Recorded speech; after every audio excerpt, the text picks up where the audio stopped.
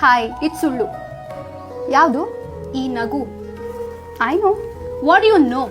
ನಾನು ಹೆಂಗಿದ್ದೆ, ನಿನ್ನನ್ನು ಹೆಂಗೆ ಮಾಡಿದೆ ಅಂತ ಗೊತ್ತಾ ನಿನಗೆ? I was with full of life and dreams, charming, always enjoying. ಅದು ಸಾರಿ, ನಾನು ನಿನಗೆ ಲೈಫಲ್ಲಿ ಹೊಸ ಹೊಸ ಎಕ್ಸ್ಪೀರಿಯನ್ಸ್ನ ಕೊಡ್ತಾ ಇದ್ದೀನಿ.